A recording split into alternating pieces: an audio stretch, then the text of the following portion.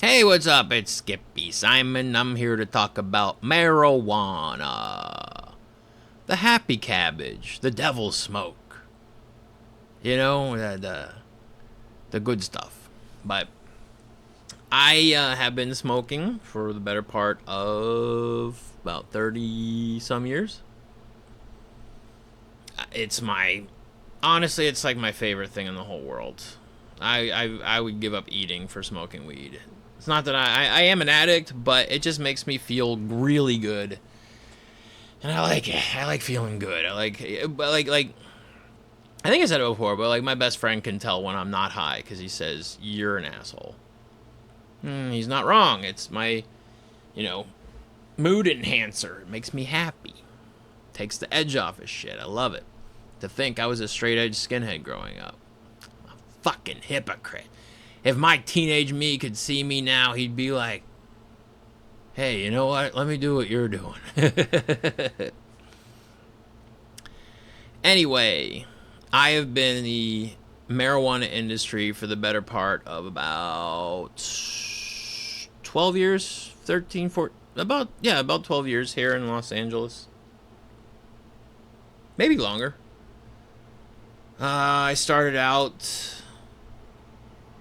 hustling vapor pens door to door. Real shitty vapor pens.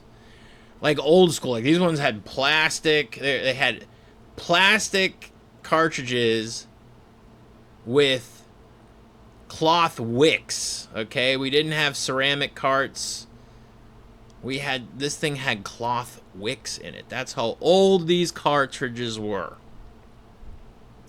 The early 2010s. It was crazy. So I would take these cartridges and I would go and sell them door to door to the local dispensaries, see if they wanted them. And that's how I started getting into it. Then I got a job at a dispensary. We took that dispensary from making $1,000 a day to making $8,000 a day. We were really knowledgeable and we would educate the consumer about their marijuana product. We would test each other on what we knew about the products that were coming in. And we got to test a lot of product. And we would be able to give, firsthand opinions about what we thought about the stuff that came in. So it was good times. Then that dispensary got taken over by a Mexican cartel.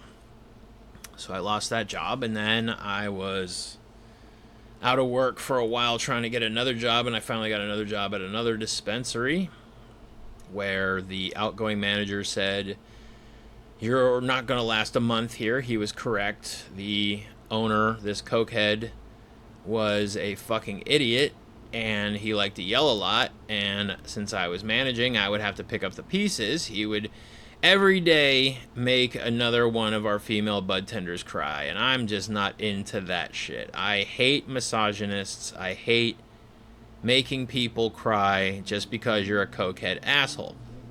The best part about that dispensary was we had a customer who would come in every once in a while by the name of Sebastian Bach. And I would close the store and I would fire up and just get blasted with Sebastian Bach, and we would just talk all sorts of crazy talk, and it was a lot of fun. And he's a really super nice guy. If you can ever get high with somebody, get high with Sebastian Bach.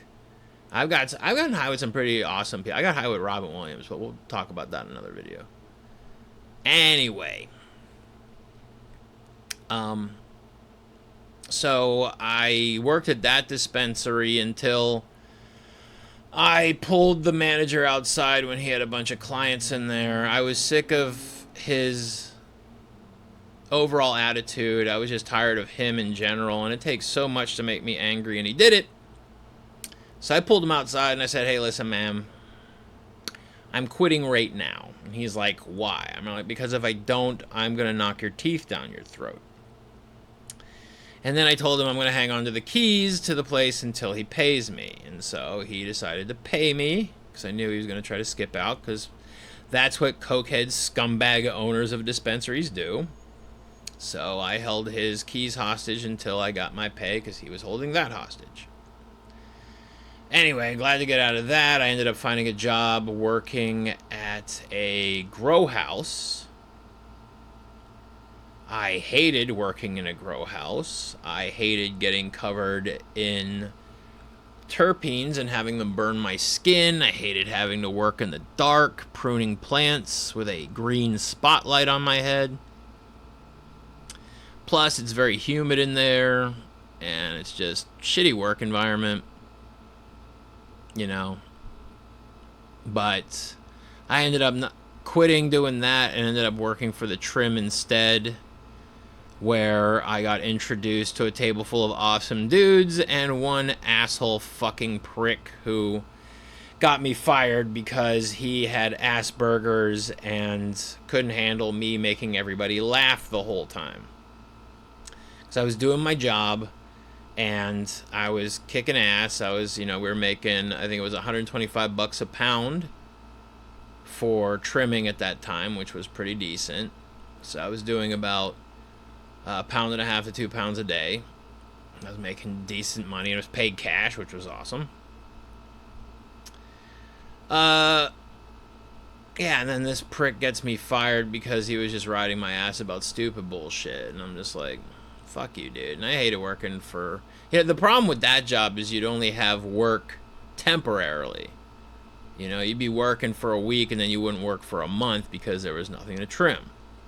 So that was the problem with that job. Then I got offered to work in a laboratory. Well, I take it back. I got to offer to work in a trap laboratory where I was learning how to make shatter and distillate.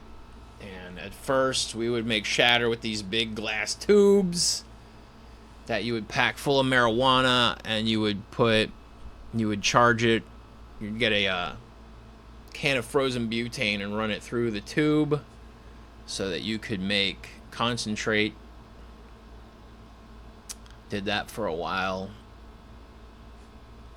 Made distillate because the entire marijuana industry is a recycling program. All they're going to do is just recycle everything. Like like in the dispensary, it goes like big buds, small buds, and then the smaller buds become your, ounces, and then those become your flower joints. Then the shake and trim become your joints, your concentrates, your distillate. Your outdoor becomes your live resin. It's crazy. And all it gets recycled.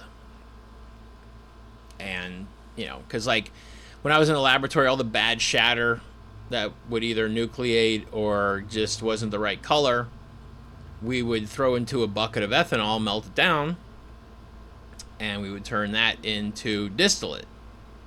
So we would recycle the unusable shatter and make it into vapor pens. It was just crazy. Everything is about recycling. And yeah, I want to talk about that kind of stuff. If you guys are interested, if you have any questions about marijuana, I might have some answers for you. I've worked in numerous laboratories. I've worked with closed loop systems. Can teach you how to make shatter and batter and all that garbage. And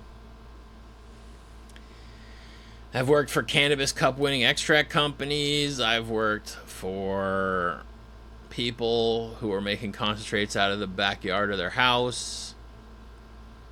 I worked at a trap lab that was a front for a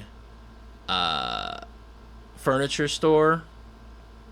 I worked at a trap lab that was above a Subway restaurant.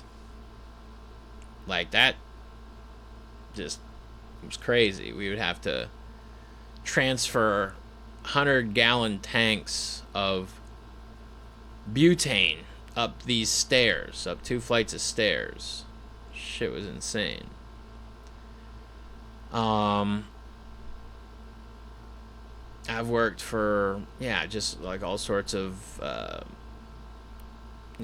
trap dispensaries, legalized dispensaries. I've pretty much run the gamut.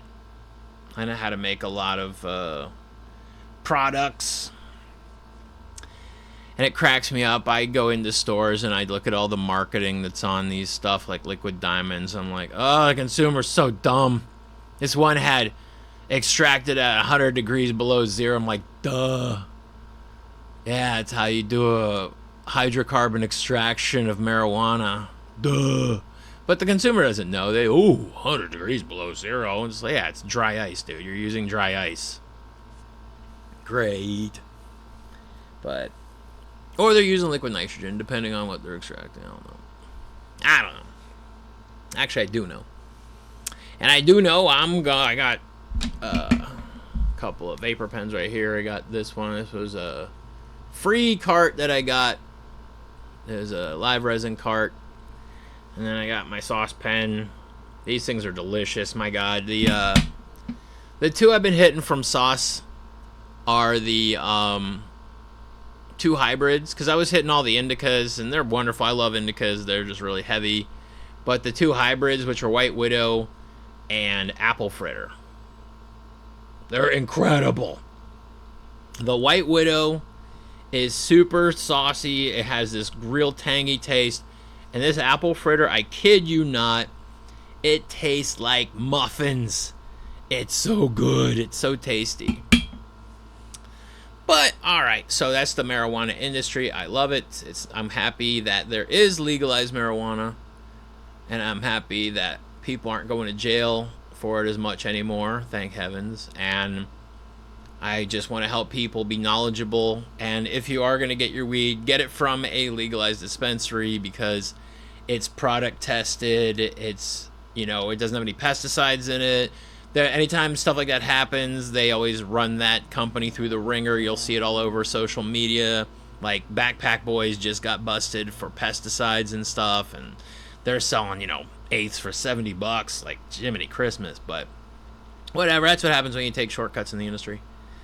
I was just talking with a buddy of mine I used to do extractions with, and we would talk about, like, how CRC filters, which is color remediation columns, just completely ruined the shatter game and, like, just the extraction game, because it just introduced so much horrible product to the industry, because CRCs are just a way of polishing the biggest turd you've ever seen. You want to turn your slop browned, like, crude oil into a nice light golden color? Yeah, use a CRC filter. But I was discussing with my friend about the good old days when you would put fresh product in, you get fresh product out.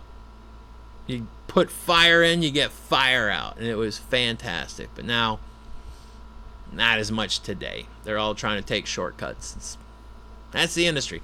But I'll talk about all those shortcuts, because, like I say, I would question people buying concentrates. I'd be like, do you know if that has, I'd like the dispensary, I'd be like, do you know if that is extracted with CRC? Oh, what's CRC? I always question my bud tenders, because that, you want these people knowledgeable about the marijuana. So I'll teach them about stuff. That's what I should do. I should start a bud tender, like, education service, like a tutorial on how to, wow your customers with your knowledge, because that's what I used to do when I would work at dispensaries. I would wow people. I used to, like, a lot of the medical patients, like the people who needed a lot of attention, I would do in-depth research with. There was a gentleman who came in who had a lot of dietary restrictions. We went through every product that we had, every one of the nutrition facts labels, to make sure that this person could get the medication that they needed. And I got an incredible Weed Maps review for that, because I just wanted to help them.